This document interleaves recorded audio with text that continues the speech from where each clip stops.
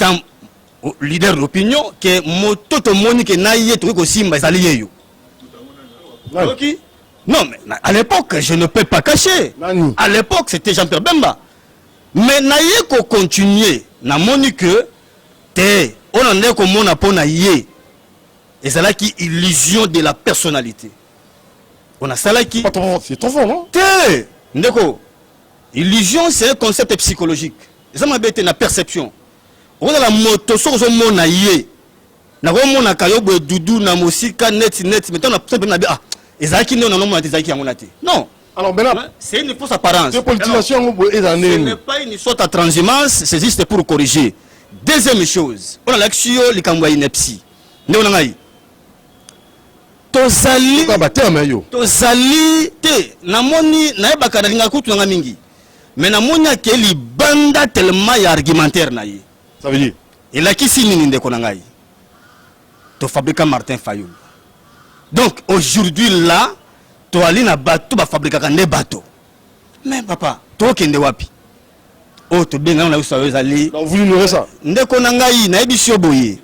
C'est le peuple qui façonne un leader. Sans appui extérieur? Non, je te dis, l'appui c'est le peuple congolais. Sans moyen de campagne? Non, papa. Yebisanga lelo. Toali na yo bato bakolanda biso pe bakolanda biso. Ayebisa biso lelo. MLC Jean-Pierre Bemba akena ko financer campagne Martin Fayoul na hauteur ya combien? Okay. Et s'il vous plaît, aye la biso la preuve. Que mbongo wana tayango et pas sa traçabilité nango ezali yangoyo. Nous sommes en politique. Okay. Merci beaucoup. Nalingina sato kena ba détail traçabilité ya mbongo combien et s'éleva na quoi et nana ndazora mbongo wana. Après ce matin. Ce qui a payé yango yango lelo, je rentre les merci. Ça va passer au côté de merci. Ça yango. Ce qui a prouvé que c'est grâce à Bemba. Ba preuve ça papa bendima question yoka minute et ça là qui n'a combien et les gens nzela nini et comment la matamba on a fait nini na preuve na yango soit lobby yango je cesse d'être décidé. Combien c'est MLC? D'abord CCTV Canal Kin ba radio liberté nyonso a Bemba oh sali campagne non oh là là attendez s'il vous plaît oh là là est-ce que beaucoup lobelaye bongo nini Martin Fayoul a pesa bien na CCTV na Canal Kin na ba radio liberté nyonso o ya pesa bino non explique pour la campagne na zela po bo sala yango non non malembe question zali mais voilà à part ça zela nous quand même il pas ça c'est pas dans quoi combien mais ma chaîne TV il y a fait na bien moi je vous confie non papa on a payé l'argent et où tu vas bon na ebisio boye toloba yango awa ndeko na biso oyebi na kana na ko sala contre vérité moko et pas beaucoup la kanangai il y a beaucoup de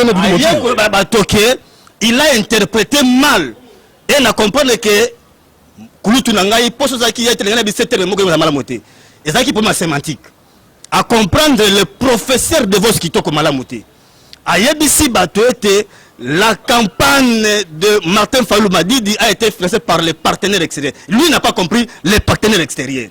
La Mouka a été formée par 7 leaders. 7 leaders, point barre. Oh Nani, Azaki, membre de la Mouka, il y avait que 7 leaders. Il y avait Jean-Pierre Bemba, Martin Fayoulou, Mouzito, Matoumulu, Nani. Le président des faits qui est Chilombo, qui Kamere, 7 leaders. Bon, Moïse Katumbi. Non, je n'ai pas cité Katumbi. Katumbi. Donc c'est dire que les 7 leaders là, ceux qui ont joué Bangot Nyoso Azali, les restes qui ont le peuple congolais Nyoso, il était un partenaire extérieur. Donc, tout le monde était partenaire extérieur. Donc, lorsqu'on parle de partenaires qui ont financé la campagne, ils ont qui va peuple congolais qui autre que les 7 leaders. Mais là, le moyen.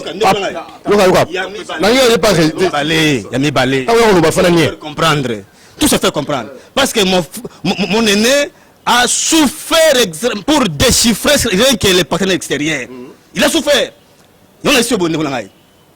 Partout où il y a Makambo et Salami, les chaînes de télévision, les avions, tout ce qui est kérosène, nyonso et salement pour la campagne. Bon, Martin Fayulu. Nalobi boye, les partenaires extérieurs, j'ai souligné ne konanga. Peuple, Nalobi boye, moto nyonso liga ki changement en 2018. Peuple congolais nyonso, ya libanda, ya Congo. Apesa makoki. Bangonde ba financer pour campagne wana. Les 7 voilà leader rien. Nalobi boye. Je parle français. Les 7 leaders bah pèse le côté, c'est ça. Boye, ndeko nangai. Yebisanga lelo. Nalobi boye yebisanga te. Ya lobi ke Jean-Pierre Bemba nde a financé a pesa boy. Tout le monde a preuve. Parce que on est politique. Oh, yes, tu as temps loba. Ala ki sabi tala mukanda yango e pesa makapo na bas na campagne ya Martin Fayulu ofele. Tala avion yango to pesa ka ya ofele mukanda yango. Tala to peka kero nango mukanda yango. Tala ala ki sabi so ba preuve. Oh, fananye tika loba pe. Traçabilité na yango. C'est ça. Yo fananye sta mo loba. Je pense qu'il a rassuré tu as si on peut le côté, si porter. Azaï d'abord bourré dans la confusion. Je vais commencer à déceler ça tout de suite. À lobby devant caméra, Moron Zambé est témoin que la Mouka est qui fabriquait dans 7 personnes. Il a dit que fabriqué par 7 personnes. Martin, selon lui, il est devenu président grâce à la Mouka. Yoka nano, tout que le précédent. À lobby que Martin est qui fabriquait dans 7 personnes. Andimi ou indimité? Andimi qui a fabriqué andimité. Non, oh là là. Yo va prêt. Oh, dans zone là la corona. On limite te. Na limba supra so la malamute. Moi je parle de structure la Mouka. Je parle de la Mouka tant que structure. Mettons toujours bana etali bongo campagne, etali bongo victoire. Mais mon frère, est-ce que vous pouvez me dire que cette personne peut élire quelqu'un? Le peuple de Salam Martin. Mais c'est ça, c'est le peuple de Salam Martin et non pas les 7 leaders. Bourré de confusion, je répète. Peuple wana to salaki campagne na identité bo moko, identité ango komo nango nini la Mouka ezali créé na bato boni 7. Oye moko alobi ke la Mouka ezalaki fabriqué na 7 personnes, y compris Bemba. Il a accepté ça ici. Il a avoué ça ici. Y compris Fayulu. Mais je te dis, quand j'ai dit 7 personnes, il fait partie. Au monde, si Koyo, Azolinga, ati à la Mouka, pembeni. Pour ce qui, andimi que la Mouka mote Salim Fayulu, c'est dit Bemba Moïse va Salim Fayulu. Alinga le baké peuple. Non, on n'a pas fait campagne peuple, bah Salim, tout ça là qui campagne à combo à la Mouka. Dieu merci, il a accepté lui-même que la Mouka a été fabriquée par 7 personnes, donc Bemba et Moïse, Bazali, dedans. Merci pour la reconnaissance. Ndeko ayebi. Eza soni pe mwa pa zana nkana chaîne ya. Otuni ke mbongo we bayaka ko pesa bino CCTV e utaka wapi nani ya pesaka. Ba radio ya Bemba nyonso na etandi ya République. To tiaka yango na disposition na bango. Ba pesa ta infranté. Atika ko makamwana po makamwana soki to luito bima ba to bimsa ba preuve o azolo bawana on est capable de le faire. Tizo ska tele pe o bitine ba yibaka o sake mama bazai bana kisangani. Oh bah yibaka ça qui a maman bazai bana kisangani. Ba yibaka pourquoi boyebi pourquoi ba yibaka yango? Na yibaka. Zela ba élection ezoya. Boyoka makam. Donc c'est pour vous dire que na yibaka maman bazai. Ah bon na oka ba donzo wa Martin Fayulu na éviter ces la. Oh là c'est pas trop fort ça. Oh très fort yo yoka. Eza bana kisangani bazaka na yebu.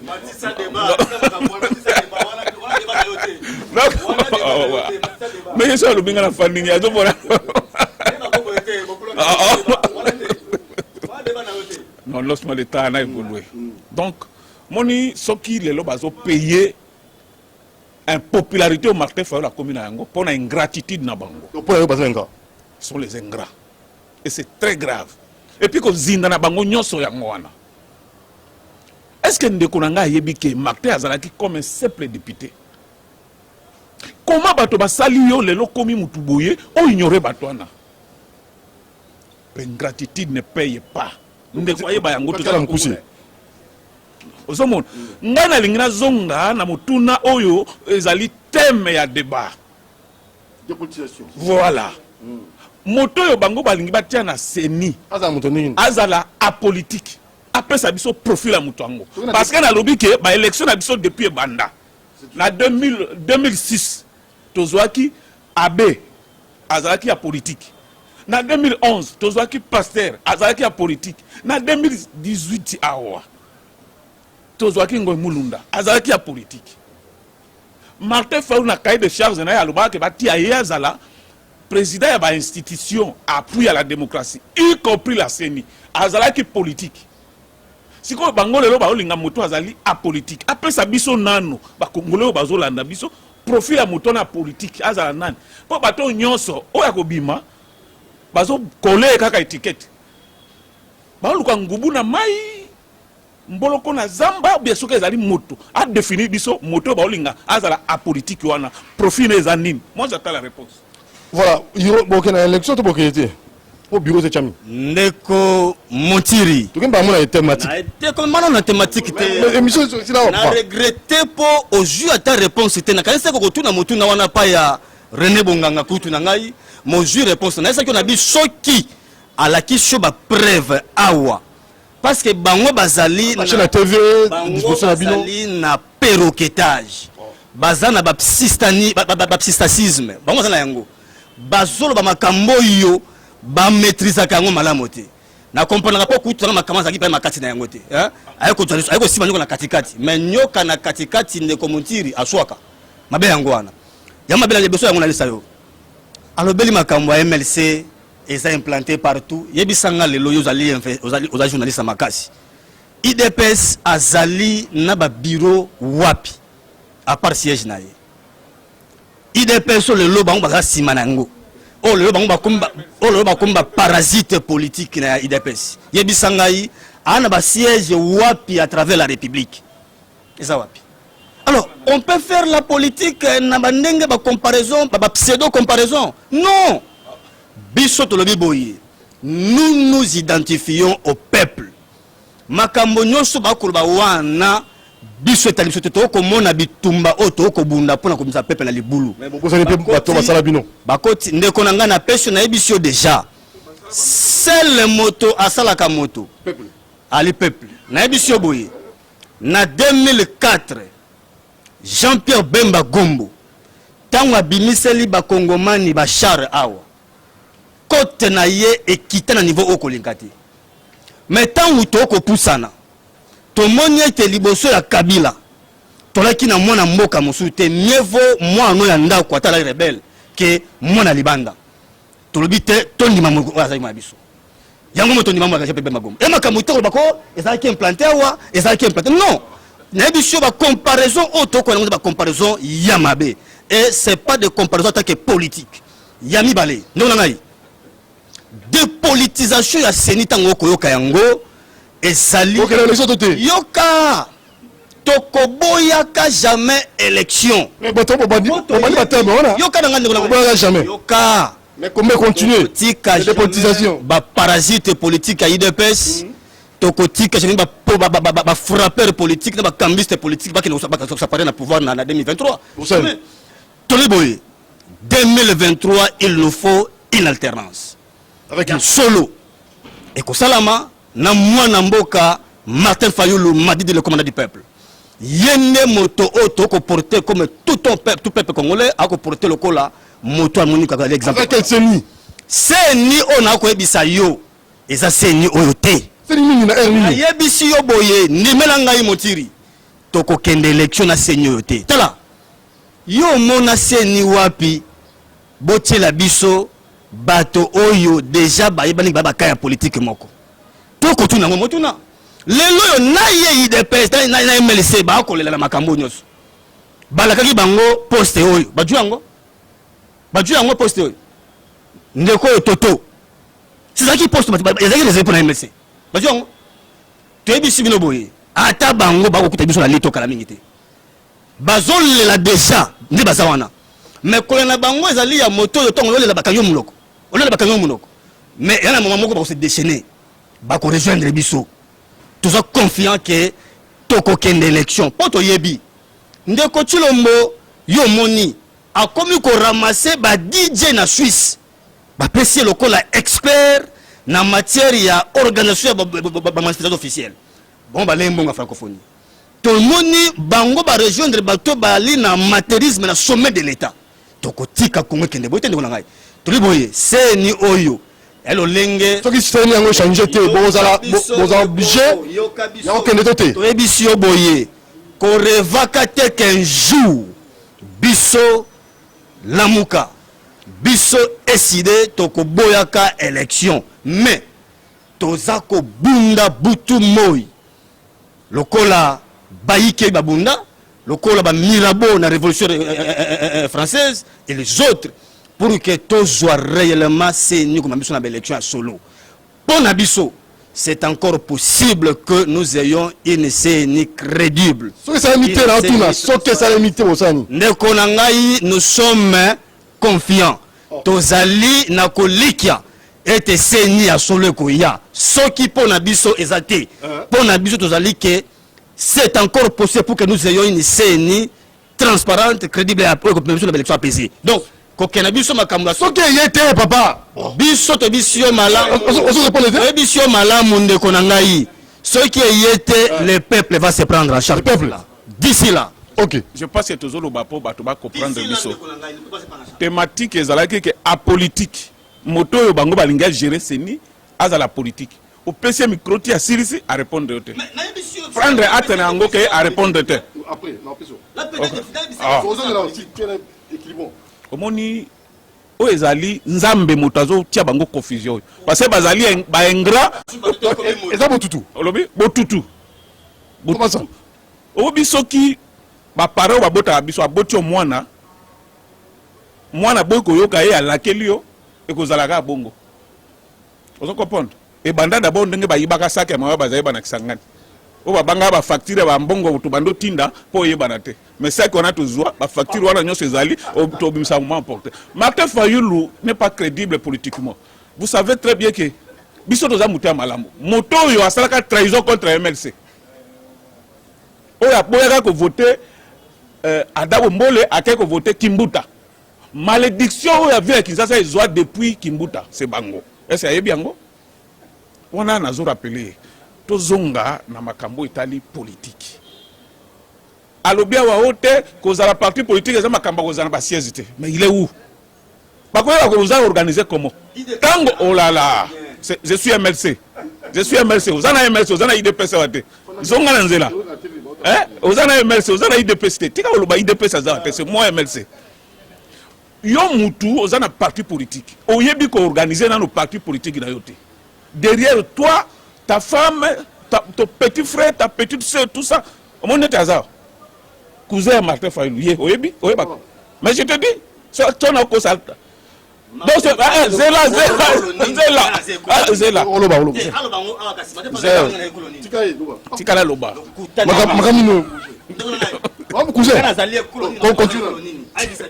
Okuzo mikro te koloba tika na siri sa obi hotel no ta lokuta mo ba tele bangi oh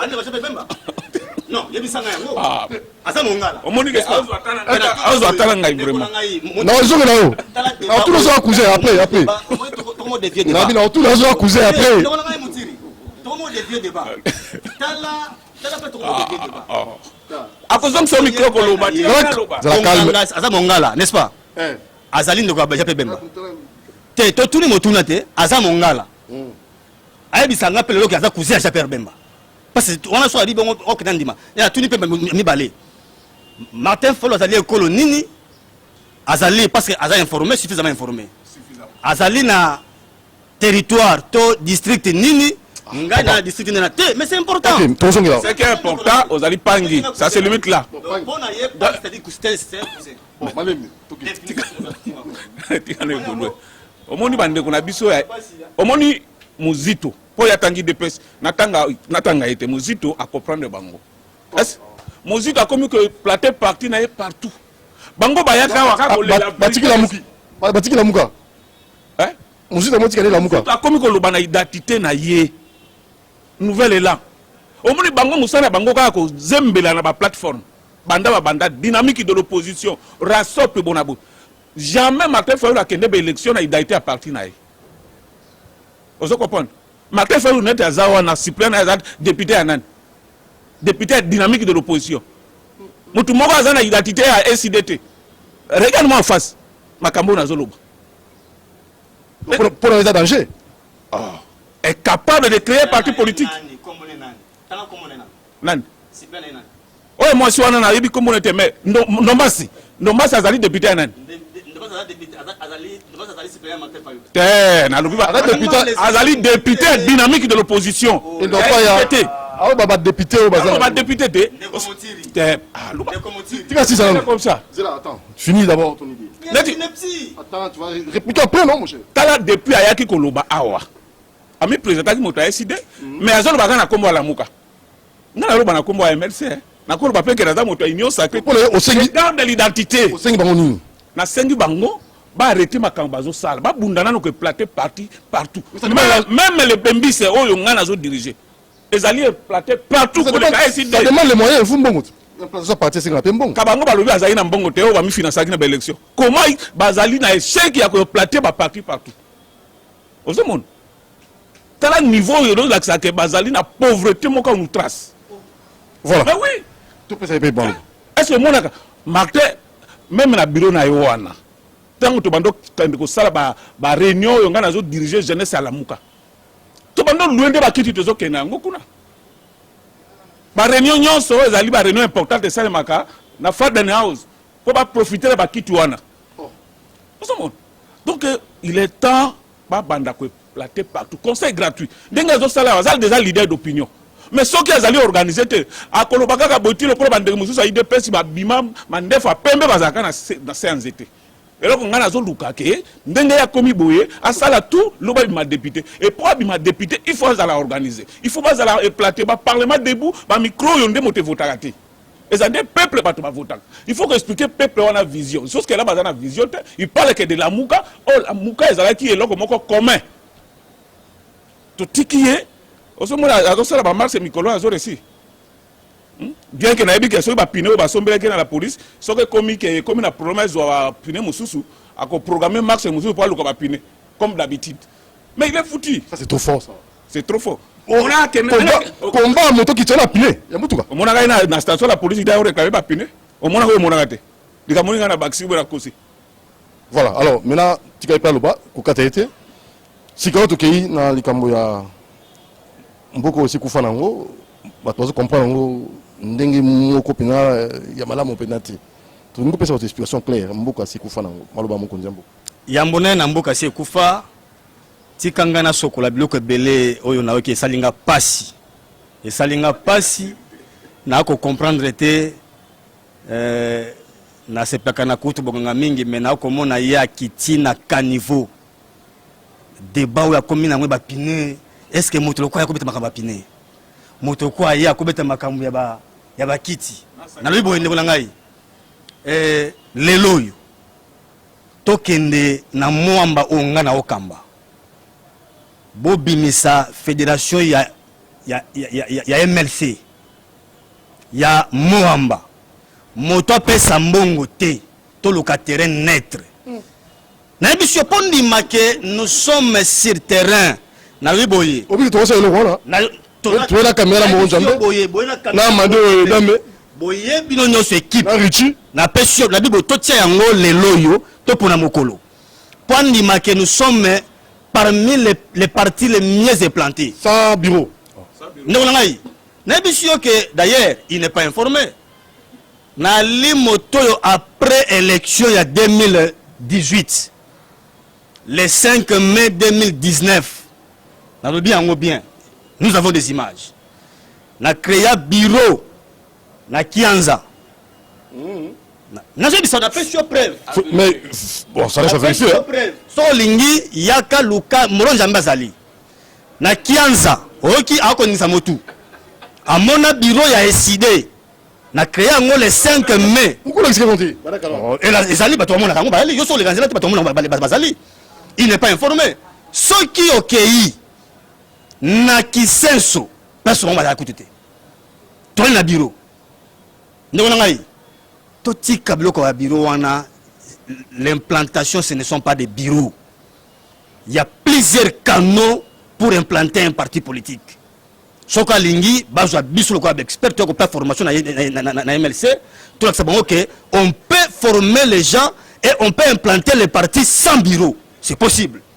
yami balé ndeko ngai na quelque chose ali ya motuya parce que biloko les awa na kiza pena ba attendez oyebi oh l'autre belga plan Marshall est-ce que bizarre comme moto c'est un général Marshall azaki ya États-Unis d'Amérique tant où toké na deuxième guerre mondiale babundi mboka papa na histoire ba ola tsakutu que même l'Europe est comme qui un continent presque pauvre un continent même écoute allemand aux hommes na oyo bakomona na monzala il y a un général qui a réfléchi à moni passe ekoti na kati ya Europe a proposé le plan qu'on a appelé le plan de redressement de l'Europe, autrement dit le plan Marshall.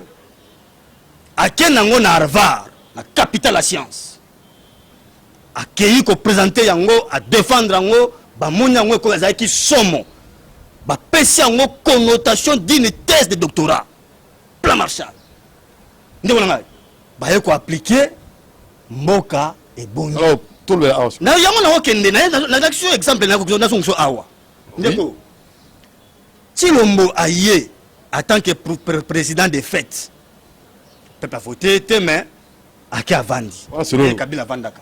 Selon Gaëté, selon payé. Il a soutenu ça que Chilombo n'a pas gagné les élections. Va changer en cause de transhumance na bango pour Nanzala. Ouais talibango. Biso tika na constance na biso to ko na yango.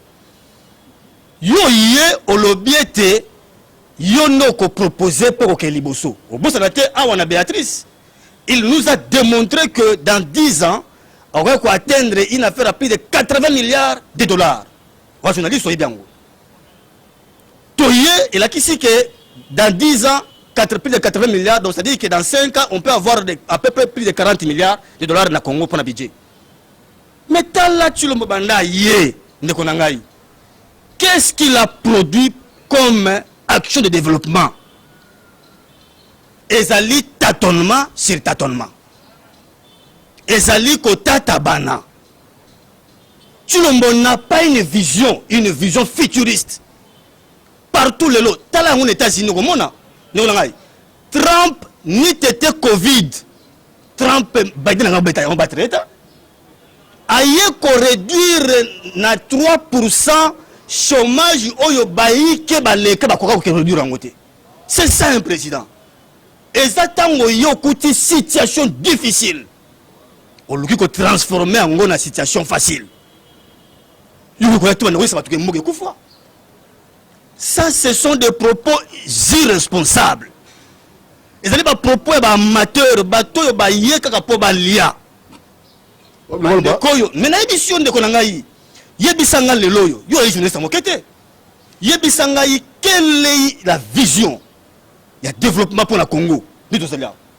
Na niveau de sali biso le lobo sali to ko besa états généraux ya moni mona mboka matin folma didi c'était parmi ces plans et que so to ye photo luka expert to luki batu to ko ni to ko sisanza na Congo ata ye lobi azate oya koya akuti pese muninga tikaki a continuer yango mais lelo to okende ko tata bana na ko tata bana ba parasite politique na biso ba ne bonganga bande ko biso ba komi ko dembe na sima MLC pour la sima ya IDPS pour la kolokani ba kutambuka na se ba ina aucune vision également moto ko sortir mbalite tio kende liboso na bato oyebi yango ndeko na ngai bato atangi réel malamu ezaki na Milo na Cicéron oyebi un leader alobaka n'importe quoi te liboso ya bato avant loba efelu na labo eleki l'équipe ebima oyo ko to lalaki na ndako na yo na ba stress tout temps ya mwasi na butu oyeko bima allez obani polo banyangala kata epai makila epai oyeko bima suso ke mboka si ekufa. Un président ne peut pas dire ça. Donc c'est à dire que pour nous ce sont des propos irresponsables et on a compris. Et pour finir, et on a compris tango pesa ka pouvoir na ba amateur batubali sans vision. Conséquence et la paupérisation à peuple. Yango moy lelo tokokende de détournement à détournement. Yango moi lelo bozui bato bazaki bato bakobeta caillou na poto bokomisi bango expert baconseillers spéciaux na kati ya présidence. Yango moni lelo ba ministère ba portefeuille belé ya biso eloko kama lungu ya lite parce que en réalité les gens ne donnent pas le meilleur d'eux-mêmes. Pourquoi? Parce que ba outil na néant pour na biso toliboye 2023 ndeli bakama tabula rasa nyonso oyo et sengeli si la peut permettre en sorte que mboka soit là. Merci, Alain. Merci, je pense que au moins tu assis na lobeta et mon côté hein à Otikelanga. Les mauvais gestionnaires parmi les politiciens c'est Martin Fayou.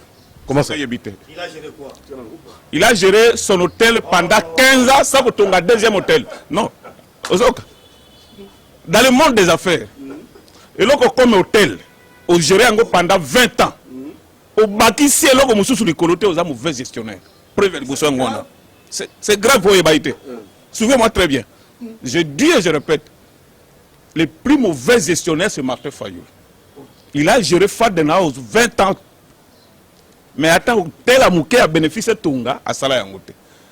Donc, histoire à comparaison, on a Atik.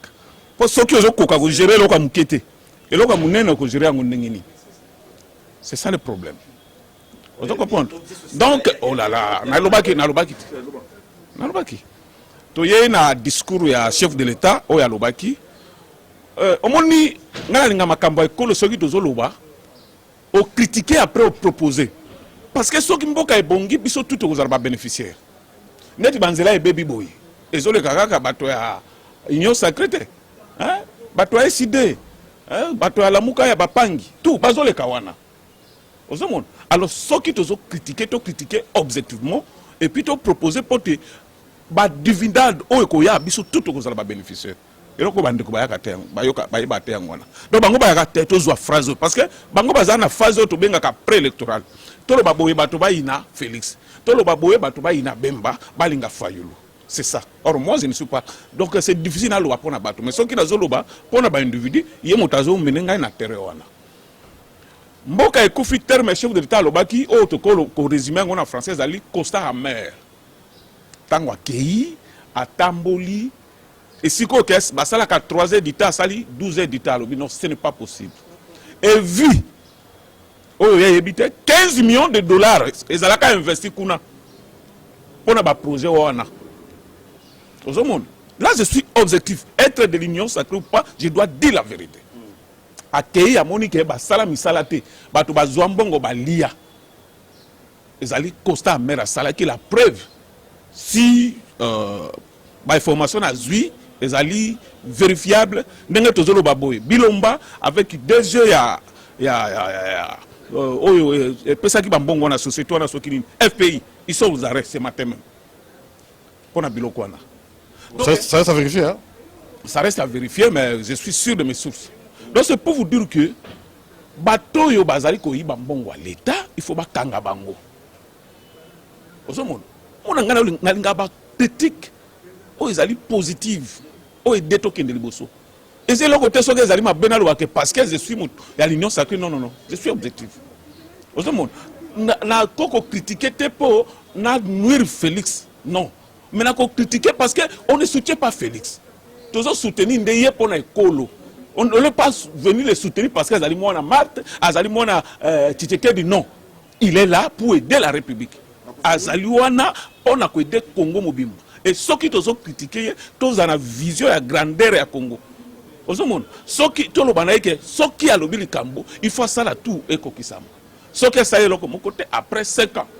Akoya, vis-à-vis de bateau, ceux qui ont convaincre Bango, ça va. Ceux qui ont convaincre Bango, c'est ça le problème. Donc, pour nous, ça, MLC depuis Banda, jusqu'à là, tous ont gardé, il a dit dans Bissau. Ngaï depuis Nabotama. Parti politique, on a côté alliés MLC jusqu'à là.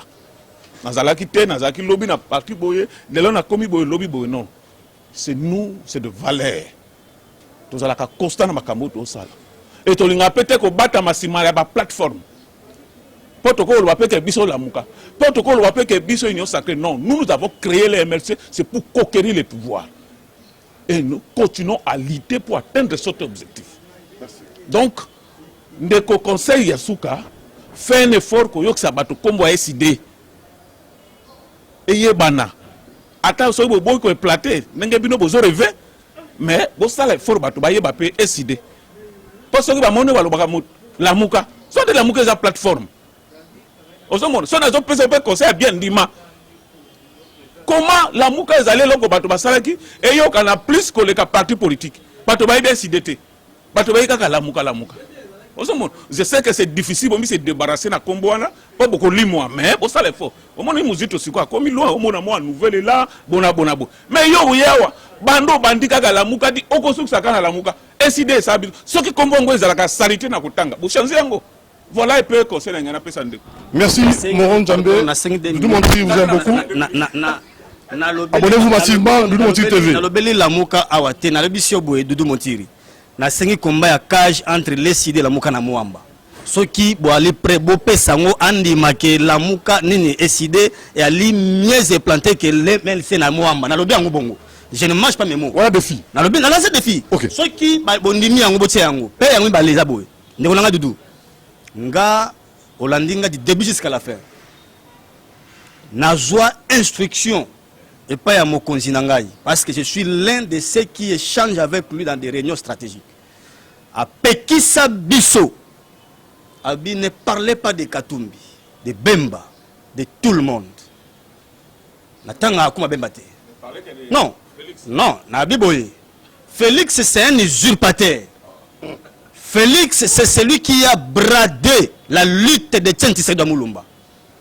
Pour Nabiso, il y a une seule consigne. On ne respecte pas les moins sérieux. Oui, Panabiso, on ne respecte pas les moins sérieux. On ne respecte pas ceux qui n'ont pas de caractère. Panabiso, les caractères, c'est ce qui crée la personnalité, les personas. Ceux qui ont un côté, Panabiso, ça m'a toté. Alors, il y a un moni, moi je ne viendrai pas ici parler du mal de Jean-Pierre Bemba. Nous avons des missiles de B-52. Je ne peux pas pulvériser Peboye et Kati Makambo, mais je ne peux pas les faire. Mais, tout ça, le respect na batona nyoso pourquoi? Parce qu'ils ont porté 4 na mitema na bango. Ah, vous comprenez? Reconnaissance. Non, nous devons être reconnaissants. Bon, tout ça, langage, madame. Vous comprenez? Qu'on porte 4 ezalité que bino batubo memie na pouvoir te. Na boye. Jean-Pierre Bemba Gombo, Katumbi et les autres, Matungulu, Oya Odingotaba Kombote. Ce sont des leaders qui ont porté le chiffre 4. Et ça qui oyo to boyaka que to ko yate na notre matungulu notre nani boy mais pour un usurpateur je peux l'attaquer comme monsieur Chulombo donc wana ya de bana sote comme bango monique ba ko kenena yango na ko taquer na ko kenena wa ba bloquer ba bassesse ya ba saki ya ba pneu ça ce sont des histoires où tu te mettre na retirer na mo lokolo d'appeler yango na retirer nous parlons de la République. Tota nini ba okamboka na ndenga muyibi na ndenge ya matérialisme yango biso to lobela yango.